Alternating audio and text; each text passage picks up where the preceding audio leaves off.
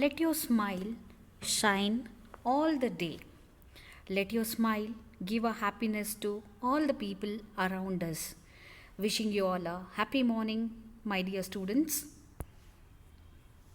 So, we were all on chapter 1, right? We were learning more about business, and I'm sure you all are very happy learning all the new concept in all your business studies session. And I'm sure, hope you all are completing with your notes. You all are welcome back to business studies virtual session. Yes, what did we learn in the previous session? I think so. It's time to recap. So let us try to check what did we all learn in the previous session. Students, last class we had discussed more about the concept related to industry, right? We were learning about industry, and just in the last class I told you all we have completed with the concept of industry. So what did we all learn in the previous class, students? So I told you all primary industry is a industry which is nature oriented, secondary industry is a industry which is man oriented, that is labor oriented, and tertiary industry is a industry which is giving us support services to this primary and secondary. Simple words, tertiary industry is helping primary industry and secondary industry. This three main concept I want you to fix in your mind. Okay. Yeah, last class we have learnt about secondary industry that are which are being man oriented, that is labor oriented. So with the help of this secondary industry we had also learnt the different types of secondary industry. The two main categories are manufacturing industry and a construction industry. So with the help of this secondary industry there are further types of a industry which we had learnt with the meaning and also along with the example, right? I told you all to remember the concept with the help of examples here. So manufacturing industry has further four categories which you all are looking on the slide, that is analytical, synthetic industry, processing industry, assembly line industry. So the example for analytical industry here is, yes, it's a crude oil. Synthetic industry, cement industry is a best example.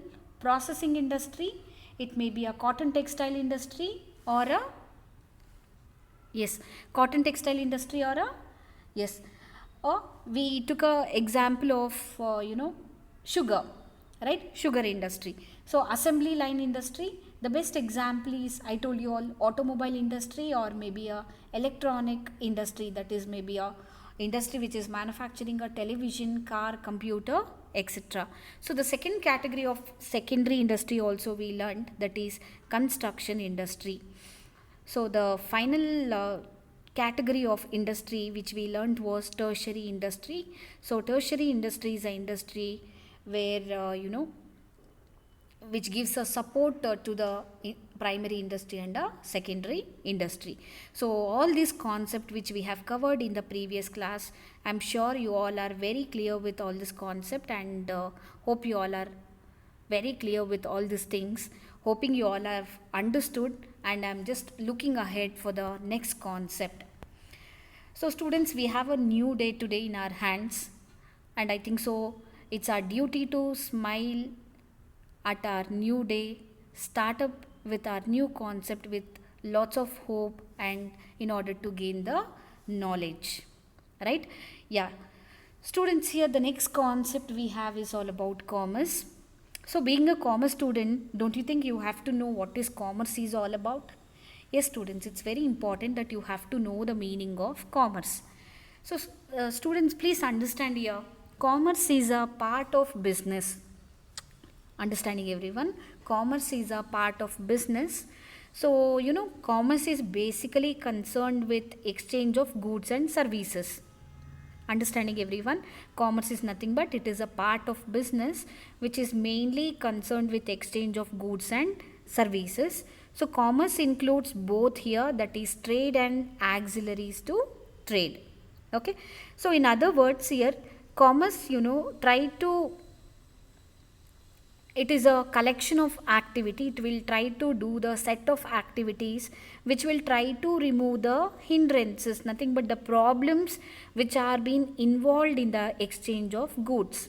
Okay, so which are the hindrances, which are the problems which at the time of exchange of goods we try to learn in the upcoming concept. So here commerce has two activities, students, which you all have to very clearly kept in your mind. Commerce includes two types of activity, which are they? Trade and auxiliaries to trade. Okay, so here is a list of commerce activity which you all can easily look and understand with. So the next concept what we will be learning is all about concept. Just now we have learned the meaning, and the next few concept is all on the slide what you are looking. Okay, so commerce is been basically classified into two category, that is trade and aids to trade. Clear to you all? So further, trade is being classified into internal trade and external trade. Understanding everyone? So internal trade is being further classified into wholesale trade and the retail trade. Understanding everyone? So external trade is being further classified into import, export and entry port trade. So all this concept today we are trying to learn in detail.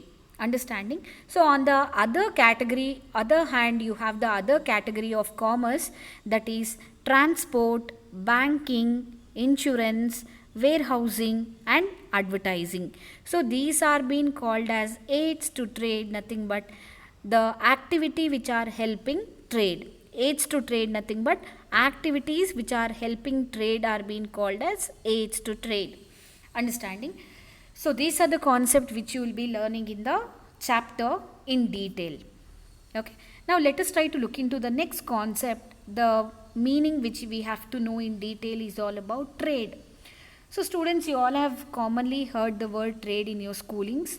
So it's important that you have to know the meaning, right? So trade refers to buying and selling of goods and services. Very simple the meaning of trade is, which is been asked for 1 marks, that is trade refers to buying and selling of goods and services. Yes, so trade refers to buying and selling of goods and services. Very simple, you're buying and selling the same goods and services to the other person. Okay, so as I told you all students, trade is being further classified into two categories, that is which you are looking on the slide, that is home trade and a foreign trade. Understanding everyone? Home trade, nothing but internal trade. Internal trade is a trade which is happening within the boundaries of a country. Okay, so foreign trade, the name is itself is telling the country which is out of the border is being called as foreign, right? Foreign trade is a trade which is being carried on between two different countries. Clear to you? So home trade has further two categories, that is wholesale trade and retail trade. Foreign trade is being further classified into three, which you are looking on the slide: import trade, export trade and entry port trade. Yeah, so here we learn the meaning and categories of trade. Now let us try to understand in detail the next concept which is under the trade. So now here you all are looking the concept of home trade. So what is this home trade is all about? Home trade is nothing but it is an internal trade. So I told you all the other name for home trade is internal trade. Internal trade is a trade, which is also called as domestic trade, which has been, concerned with buying and selling of goods and services within the geographical boundaries of a country. I told you all the trade, that is buying and selling of goods and services, are been happening within the boundaries of our country is being called as a home trade, internal trade or a domestic trade. All these three means the same. Yes, I can give you the example here in order to make your understanding clear. So say for example, the farmer is growing ragi and he is selling the crops which is grown in India in our country is itself. Clear to you? So say for example, farmer is growing ragi. Say for example, he is growing ragi in Tumkur and he is selling the same ragi in Tumkur is itself, or you think he is selling in Bangalore, he is selling in Mangalore. So all these things are been happening within the geographical boundaries of our country, right? So this Tumkur, Mangalore, Bangalore is everything is in our geographical boundaries of our country, right? So the farmer is growing the crops here and is selling within the geographical boundaries of our own country, right? And this is being called as home trade, internal trade, or it is also called as a domestic trade. Okay, so this home trade is been further classified into two types. Understanding everyone, this whole home trade is been further classified into two types. Just in the previous slide also we just took a look, that is wholesale trade and a retail trade, right? So we have commonly come across this wholesale trade and a retail trade, right students? So this wholesale trade is a trade which has been happening on the large scale, right students? So whenever if you all have to buy, say for example you want to buy 10 set of dresses, right? So what do? You usually go to a wholesaler. Say for example you're going to a market and you're going to a wholesaler. You know, whenever you're purchasing the goods in a large number, large quantity, you're buying in the large scale, right? So whenever you're buying the things in the large scale, we try to go to a wholesaler. Why? Because you know that he will try to give it to you in a very reasonable price. Yes or no? I'm sure everybody knows the concept of wholesale, right? So we try to go to a market and try to meet a wholesaler because we are getting the goods for the reasonable price, right? So please try to understand the wholesale trade in the context here. So wholesale trade involves buying goods from producers in large quantities and selling them to retailers in small quantity. Clear to all? So here wholesale trade involves buying goods from a producers in a large quantity, and say for example the businessman will try to meet a wholesaler. He will purchase the goods in the large quantity and he will try to sell it in the small quantity so that he will be able to earn a very good profit. You all know business is an economic activity which is being done with the main intention of earning profit, right everyone? So usually the internal trade which has been happening with the wholesale trade, the trade which has been happening on the large scale, and you all know that the producer is buying the goods in the large quantity and trying to sell them to the retailers and earning a profit out of that. Now let us try to understand the meaning of retail trade. Retail trade is nothing but which involves buying and selling of goods comparatively in a smaller quantity. So when I'm talking about a wholesale, it is large quantity. And you all know retail trade is a trade which has been happening in the small quantity. Understanding everyone? So small quantity, so say for example you wanted 1 kg of sugar.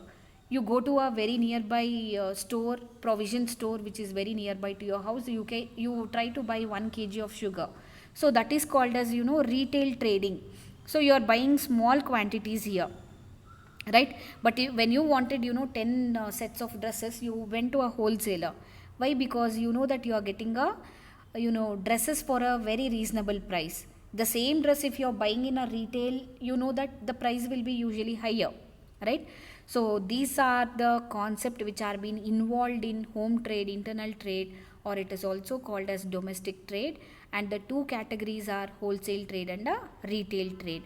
One point to be kept in your mind: home trade, which is nothing but the trade exchange of goods and services within the boundaries of our country, our mother country. Okay, one point to be kept in your mind: wholesale, the sale which is been happening on the large scale, right? The sale which is happening on the large scale. Point number 3, retail trade. One point to be very clearly kept in your mind: retail trade is a trade which is involving buying and selling of goods and services in the small quantity, in the smaller quantity. So these are the points which you have to keep in your mind, which is related to this concept. Students, now let us also try to understand something about foreign trade. What do you mean by foreign? It is nothing but a abroad country, right? Yeah. So here foreign trade consists of trade among different nations. So here goods are moved from one country to another country. So farmer, I told you all, farmer is growing ragi here. So the same ragi is being sold to the other country. Say for example, ragi is being grown in India and it is sold to US. Okay, let me tell you all, for ragi is being grown in India and it is being sold in America. So when you're growing the crops in India and selling it to the another country, that is American countries, so then it is called as foreign trade. Okay, so foreign trade is a trade where you're selling the goods or services from one country to another country. So this is called as foreign trade. Understanding everyone? So again, I told you all there are three more categories which are been involved in a foreign trade. That is it may be further classified into three major category which you are looking on the slide. That is import trade, export trade, and entry port trade. Yeah, so what do you mean by this import trade here? Import, export, I think so these are the two words which you have already commonly come across in your schoolings, right? So here import trade is a trade where goods are purchased from another country is called as import trade. Say for example, we do not have goods and we are trying to purchase from the other country is called as import trade. So students, let me give you an example here. Do you think we are growing something in our city Bangalore? You think we are growing our fruits and vegetables here? No, right? So say for example, we commonly use some of the vegetables and fruits, right? So here is a situation where in a climatic condition of Bangalore, and because there is no resources available in Bangalore, we are not growing anything, right? So whatever we wanted, say for example, let me give you the example of this apple. So Kashmir is famous for growing apples, right? So it is a climatic condition which is very good to grow apples there, right? So what we are doing, because we do not have any better climatic condition to grow apples here, what we are doing, we are trying to purchase from Kashmir and trying to use it. So because we do not have it, we are trying to purchase from Kashmir and use it. So we are trying to purchase from Kashmir. This is called as import trade. Now let us try to understand what is export trade is all about. So export trade is nothing but we are trying to sell our goods, our mother country goods, to the other country. Okay, so what is that, what we are trying to sell, if you ask me? So you all know that some of the states like Chikmagalur and Hassan, so all these other climatic conditions, you hope you all know Malnad region. So this is a region where they very much in ample they try to grow the coffee or tea. You can commonly find a tea estate and coffee estate over there. So this is a region where it is very good climatic condition where they can grow a coffee or a tea plantations, right? So Chikmagalur is one of the best example I can tell you all, where they are doing a plantation of coffee and tea, and there, because we have too much here, that is we have in good quantity, because we have a excess here, we are trying to sell it to the other country. So this is called as export trade. Now let us also try to understand entry port trade. So what is this entry port trade? Entry port trade is a trade which has been happening. Say for example, you may ask me, ma'am, yeah, what is entry port trade is all about? So entry port trade is a trade when goods are being imported for the purpose of exporting it again to the other country is known as entry port trade. So you may ask me, ma'am, give us one example. Yeah, so say for example, Singapore and Malaysia are the country which are been very good in technology.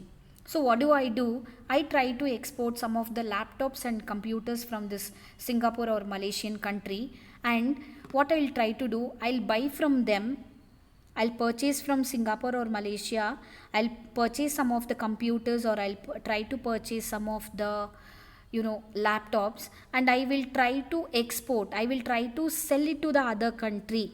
I'm purchasing from one country and I'm selling it to the other country is called as entry pot trade. Understanding everyone? So I'm purchasing the goods from one country. I'm not using this product. I'm not using this whatever I have purchased. The same goods I'm selling it to the other country. This process of trade is called as entry pot trade. Hope this is clear to you all. So I'm purchasing computers or laptops from Singapore or Malaysia, and I'm selling the same laptop or computer to the other country. Think I'm selling it to other country, and this process of trade is called as a entry pot trade. Yeah, clear to you all? Yeah. Now I think so it's time to learn about auxiliaries to trade, dear students.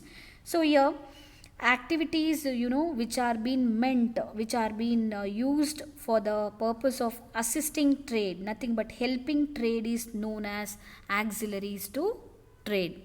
So the activities which are being helping the process of trade is called as auxiliaries to trade. So service enterprises act as auxiliaries or subsidiaries to business. So these activities facilitate activities relating to industry and trade. You may ask me, ma'am, why these auxiliaries trade are being used? So here, without some of the auxiliaries to trade, some of the helping to the trade, so there may be many of the problems created in order to connect with the production and distribution of the goods. So we have set of auxiliaries to trade here. So these activities are being generally referred to as services, because these are in the nature of helping the activities which are relating to industry and trade. Okay, so now let us try to understand what are the auxiliaries to trade are. Okay, so you're looking on the slide: transport, banking, insurance, warehousing, advertisement, and these are being regarded as auxiliaries to trade activities. So these are the activities playing a very supportive role in the trade process. So in fact, students, these activities support not only trade but also industry, and hence the entire business activity.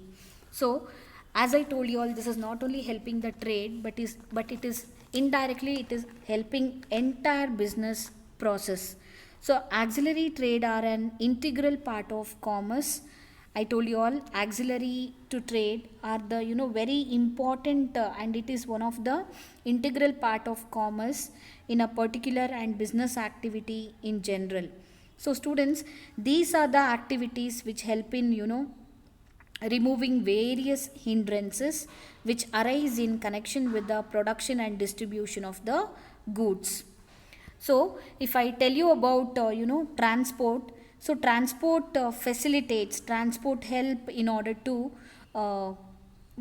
movement of the goods from one place to the another. Okay, so here banking provides financial help to the manufacturers and the trader. You all know the farmers are been getting a loan from the where farmers are getting loan from, definitely it is from the bank, right? Yeah. So here you may ask me, ma'am, what is insurance? So insurance is trying to cover many of the business risk. Today you all know that your two-wheeler comes with a insurance. So what is that insurance? Insurance is nothing but you are trying to take a insurance in order to overcome the risk which has been happening in the future, right? So insurance is being taken care by the auxiliary to trade. And you all know that warehousing creates time utility by the way of storing goods. So you all know that farmers do not live in a very huge building or in the bungalows, right? So whatever the farmer is growing, he needs some of the right place to store his goods, isn't it? So warehouse is one such place where the goods, whatever is being manufactured, are being kept in safe and also in a scientific way, so that the whatever the food crops or whatever it is, the goods which are being manufactured are not being spoiled. Understood everyone? So the next point we have is advertising. So here advertising provides information to the consumers. So in other words, students, all these activities will try to facilitate all this activity, whichever I have told you, all these 5 activities which you are looking on the slide, they will try to help the movement, the storage, they will try to provide the finance, they try to cover the risk, and they try to do the sales promotion of the goods. Understanding everyone? So these are the points which really help in the process of trade. Okay, so this auxiliaries to trade is one of the very important concept, dear students. You will be writing a 4-marker question in your test. Okay, so that 4-marker question, this is how you will write the point along with the explanation. Okay, you need not worry right today. So once you learn the concept very clearly, putting across your answer in the answer sheet will not be a big deal for you all. Okay, yeah. So students, what did we learn in today's class? Hope you all are happy with today's session, and we have learned more about commerce. And being a commerce students, it is our pleasure. You all have to know what is commerce is all about, right? So sometimes your family members may ask you, hey, you are a commerce students, and what is commerce is, right? You should be able to tell what is commerce is all about, right? So you can easily tell them that commerce is nothing but business, and commerce is a part of business which is actually helping the process of business. You all can tell without commerce, you can tell them that business cannot run very easily, right? So with the help of today's session, we all have learned the meaning of commerce, and we all have learned the classification of commerce. And classification of commerce, so with the help of this, we understood there are 2 categories, that is trade and auxiliaries to trade. And today we have understood the meaning of trade and types of trade, that is internal trade and a foreign trade, right? So in detail we have learnt about internal trade and also a foreign trade today, right? And it was nice to learn about auxiliaries to trade as well, right? Just with the help of previous slide, we have learnt what is auxiliaries to trade all about. Auxiliaries to trade are nothing but the process which will help the trading activity. So we have learnt 5 different points under auxiliaries to trade, which plays a very important role in the field of business, dear students. So whatever the concept we have learned today, it covers most of the marks in your question paper, dear students. So it's very important for you all to understand the concept. Please write the notes in your update your notes, and make sure you will keep your notes completed for the correction. Understanding everyone? Yeah. So hope you all are happy and you have learned something out of today's session, and give your attendance on the comment. Wishing you all a great day, dear students. Have a nice day ahead, and thank you. God bless you all.